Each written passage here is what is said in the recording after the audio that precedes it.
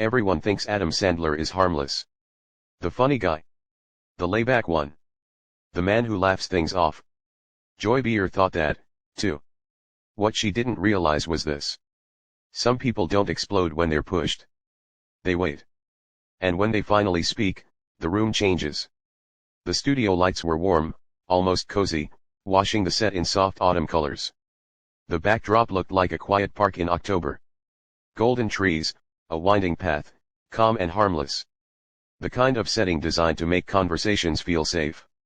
Adam Sandler sat comfortably in his chair, legs relaxed, hands folded loosely in front of him, navy blazer, dark shirt, no tie. He looked exactly like people expected him to look, casual, approachable, unbothered. Joy Behar sat across from him, angled just enough to feel confrontational without appearing aggressive. She wore a polite smile, the kind that never quite reached her eyes. Whoopi Goldberg finished the intro smoothly. Our next guest needs no introduction. Applause filled the studio. Adam nodded once, a small smile forming.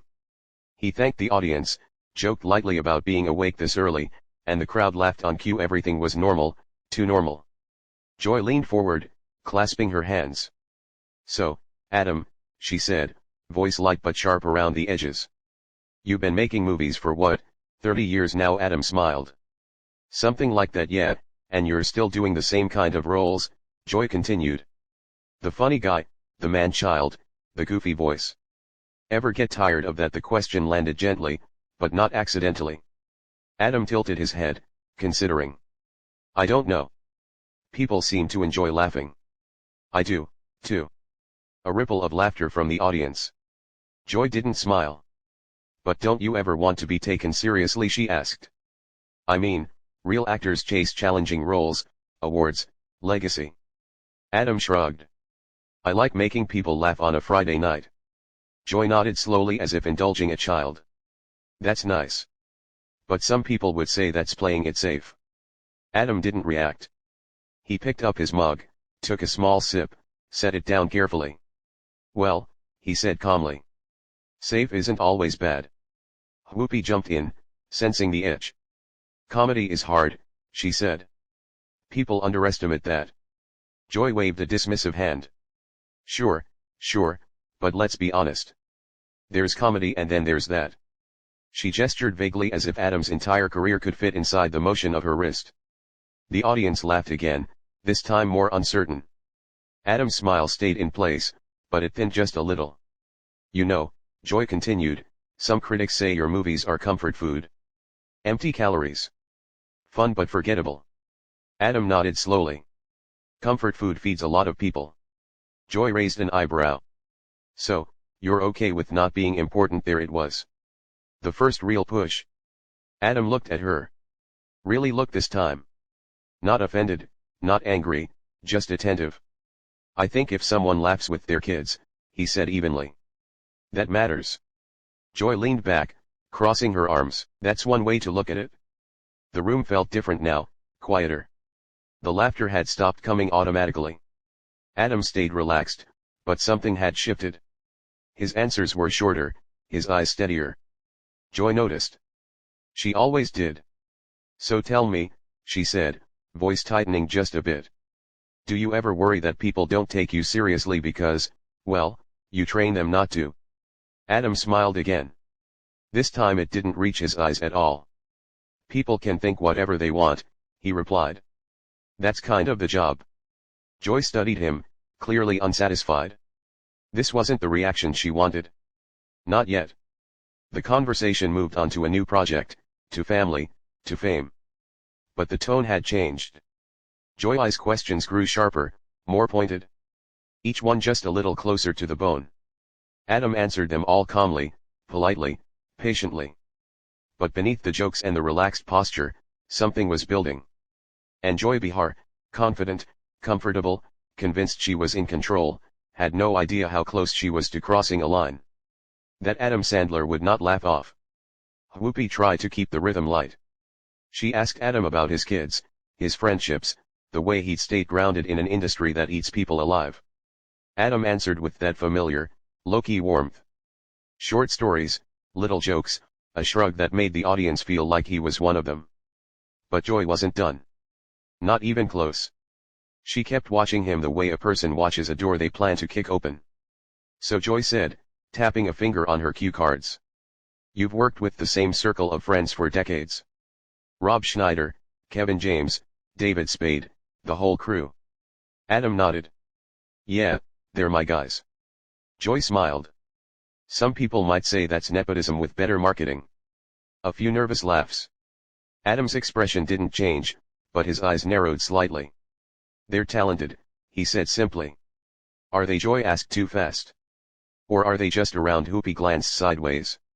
Sarah and Alyssa both shifted in their seats. The audience's energy tightened again, like they had all collectively leaned forward without meaning to. Adam breathed in through his nose, slow, measured. We like working together, he said. It's not complicated. Joy's smile widened, pleased at the tension. It's not complicated for you, but for actors who don't have a built-in club, might feel a little different. Adam gave a small chuckle. You want me to apologize for hiring my friends? Joy tilted her head like she'd caught him. I want to know if you've ever considered that your success is insulated, that you don't really risk anything. That word risk hung there. Adam's jaw moved once, like he was chewing on the thought. I risk plenty, he said quietly. Joy pounced. Like what? Your reputation, please. You're America's pajama boy. People will forgive you anything. You could release a movie where you literally read a phone book for 2 hours and Netflix would still pay you.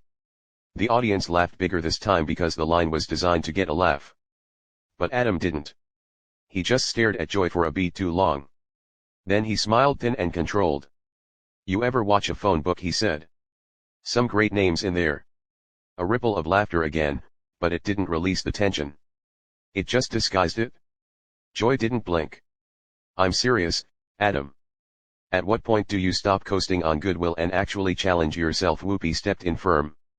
Joy, he's made serious films, too. Sure, Joy said, waving her hand.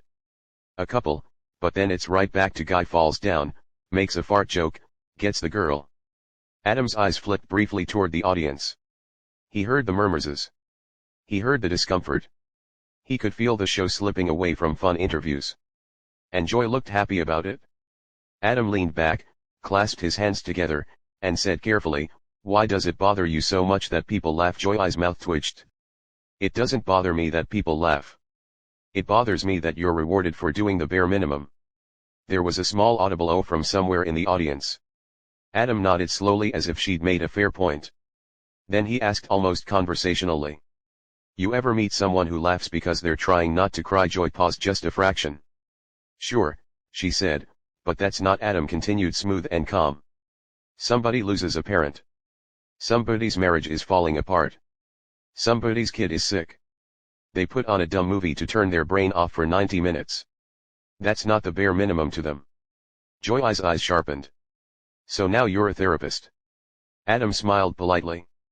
No, I'm a guy who makes movies. Joy scoffed. A guy who makes movies and wants to be praised for being a decent human being. Now the audience was silent again. Poopy cleared her throat. Let's talk about the new. Joy cut her off. Wait, one more thing. Poopy's face tightened. Joy. Joy didn't care. She leaned in, voice slightly lower, more intimate, like she was about to share something real. People love you, she said. They think you're this sweet, humble guy. But off camera, are you actually like that, or is it another persona like the movies? Adam's eyes didn't move. What do you mean? He asked. Joy shrugged. I mean, Hollywood's full of nice guys who aren't so nice, and you've been protected by your image for a long time. The implication landed like a slap without the sound. Alyssa's eyes widened. Sarah's lips parted. Even Whoopi looked startled now, like Joy had stepped over a boundary that wasn't written down. But everyone understood. Adam's mouth opened slightly, then closed again. He didn't react the way Joy wanted. Not yet. Instead, he smiled, calm, almost gentle. Joy, he said, voice quiet. You want to talk about my work or you want to talk about rumors? Joy held his gaze. I want to talk about reality. Adam nodded once. Okay, he said. Then let's talk about reality. The way he said it made the room colder because for the first time, Adam Sandler wasn't joking. And Joy Behar, still convinced she was steering, didn't notice that Adam had just taken the wheel. Not until he leaned forward, set his mug down with a soft clink, and looked at her like she was the one sitting in the hot seat now. And the audience could feel it. Something was about to happen. The studio felt different now. Not louder, not chaotic, quieter. The kind of quiet that happens right before something breaks. Adam leaned forward, elbows resting lightly on the table, hands folded. His voice stayed calm, almost soft. But there was an edge now, a sharpened clarity that hadn't been there before. You said reality, he repeated. So, let's be real. Joy crossed her arms, chin lifted. She was still smiling, but it didn't reach her eyes. By all means. Adam nodded once. Reality is, I've been doing this for over 30 years, and in that time, I've learned something. Joy raised an eyebrow. Oh. Adam looked straight at her. Some people don't want answers. They want reactions. A murmur rolled through the audience. Joy laughed lightly. That's a convenient excuse. No, Adam said, still steady. It's an observation. Whoopi shifted in her chair. Okay, let's Joy cut in again. So, are you saying I'm baiting you? Adam finally smiled, but this time it wasn't friendly. It was precise, controlled. I'm saying, he replied. You're not actually curious about me. Joy leaned forward. You don't get to decide my intentions. Adam didn't flinch. I don't have to. Your questions do that for you. The audience reacted audibly now, an uneasy mix of gasps and scattered applause. Joy's tone sharpened. You came on this show to promote a movie. This is part of the deal. Adam nodded. Sure. Talking about the movie, not my character assassination. Joy scoffed. That's dramatic. Adam tilted his head slightly. Is it? He paused. Let the silence work. Then he continued slower. You called my work lazy. You implied I don't take risks. You suggested my personality might be fake. That's not critique. That's provocation. Joy's smile faded for the first time. I'm allowed to challenge guests. So am I, Adam said calmly. That landed harder than shouting ever could. Joy opened her mouth, then closed it. She wasn't used to guests pushing back without raising their voice, without giving her the satisfaction of outrage. She tried another angle. Let's be honest, she said. Comedy like yours doesn't age well. The culture moves on. Adam nodded. It does. And some people, Joy added, get left behind. Adam's eyes didn't leave hers. Funny thing is, every time people say that, another generation shows up laughing. Applause broke out. Real this time. Joy's jaw tightened. You think popularity equals value? Adam shrugged slightly. I think connection does. Joy rolled her eyes. You sound very comfortable on that moral high horse. Adam smiled faintly. I'm not on a horse. I'm on a chair on your show answering questions you asked. The audience laughed, but Joy didn't. Whoopi finally stepped in firmer now. Joy, maybe we know, Joy said sharply. I want to finish this. Adam exhaled through his nose slowly. Okay, he said. Then let me finish something too. He sat up straighter now. The casual slouch was gone. The warmth was still there, but contained like heat behind glass. You talk about risk, he said. Let me tell you what risk actually is. Joy folded her arms tighter. Risk is putting yourself out there knowing people like you will tear it apart, Adam continued. Risk is being mocked for caring about the audience instead of impressing critics. Risk is choosing joy in a business addicted to cynicism. Joy laughed sharp and dismissive. Oh, please. Adam didn't react. Here's the real part, he said. I don't need you to respect my work. I just need you to stop pretending your disdain is intellectual honesty. The studio went dead silent. Joy's eyes flashed. Excuse me, Adam met her gaze evenly. You don't like what I do. That's fine. But dressing it up as some moral failing. That's lazy. A collective "oh" rippled through the crowd. Joy's voice rose. You come on my show and call me lazy. Adam shook his head. No, I said the argument is. Joy pointed at him now. You think because you're beloved, You can talk down to me. Adam's voice dropped, cool, sharp. I think because I'm sitting here calmly while you keep escalating. The audience can see exactly what's happening. That was the moment Joy leaned back, lips pressed thin. She glanced briefly at Whoopi, then back at Adam. You know what, she said. Maybe you should take your sensitivity back to your sandbox movies. A few gasps, a few uncomfortable laughs. Adam looked down at the table. For a second, it seemed like he might let it go. Then he looked back up and the smile was gone. Joy, he said quietly. I've been respectful. I've answered every question. I've taken every jab. He paused. But I don't sit through insults disguised as commentary. Whoopi's eyes widened. Adam. Adam held up a hand. Not aggressively, calmly. I'm done being a punching bag, he said. The words weren't loud. They didn't need to be. Joy opened her mouth to respond, but Adam was already standing. The audience erupted, half applause, half stunned silence. Adam picked up his jacket, looked once more at the table, then at Joy. Good luck with the rest of the show, he said evenly. I hope the next guest gives you the reaction you're looking for. He turned and walked off the set. Cameras scrambled to follow him. Joy stared after him, stunned, and for the first time that morning, she had nothing to say. The applause didn't stop when Adam Sandler disappeared behind the curtain. It grew, not wild, not celebratory, uncomfortable, heavy, pointed. Joy sat frozen, one hand still hovering above the table, as if she'd been about to make another point. But the moment had already moved past her. Whoopi broke the silence first.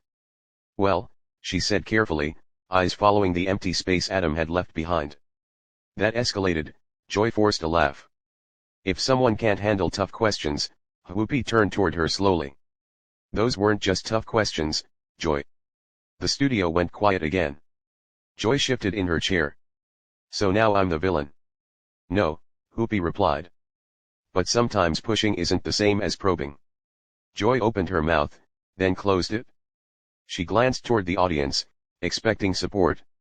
What she saw instead were divided faces, some stunned, some nodding, some clearly siding with the man who just walked away without shouting, without swearing, without begging to be understood.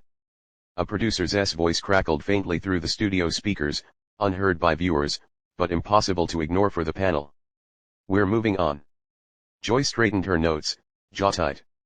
Fine, let's continue. But the energy was gone. Every joke landed flat. Every transition felt forced. The empty chair beside Joy wasn't just noticeable. It was loud. Backstage, Adam didn't stop walking. A staff member tried to speak. He nodded politely and kept going. No rant, no victory speech, just a quiet exit.